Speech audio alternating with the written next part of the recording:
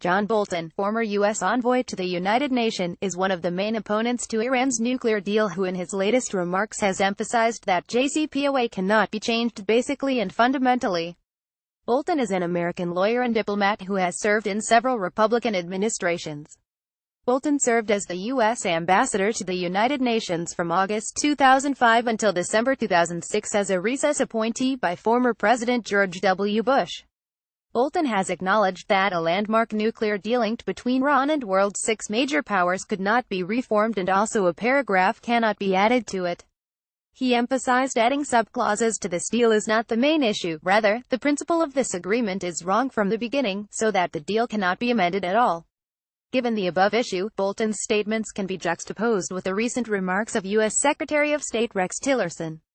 He, who is one of the main apparent opponents for violating nuclear deal by the White House, has recently talked about the possibility of conclusion of secondary deal between Iran and 51. In a recent interview with CCN-TV network, Tillerson emphasized that the White House has shown a green light to U.S. Congress, claiming that U.S. government is not after imposing new sanctions on Iran and said if an agreement is not taken after in this regard, U.S. President Donald Trump insists on withdrawing from the deal. However, Trump wants a more comprehensive strategy towards Iran. For a long time and especially in the previous government, we have limited our relations with Iran only to a nuclear deal. This agreement has some shortfalls and weaknesses that we not only want to address them but also we want to examine a lot of other threats that Iran has brought about in the region, he said. We have agreed with other parties involved in the deal to resolve some shortfalls in this regard, so that these cases can be included in the secondary agreement.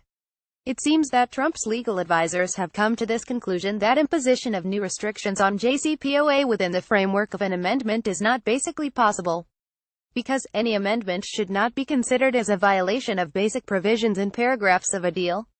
This is while Trump emphasizes on amending the paragraphs dubbed sunset, which means changing the original text of the agreement.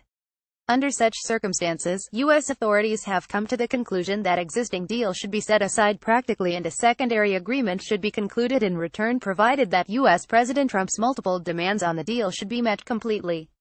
It is obvious that there is a complete harmony between Bolton's statements about the unchangeable nature of jcpoa and Tillerson's statement on the possibility of conclusion of a secondary agreement in this regard.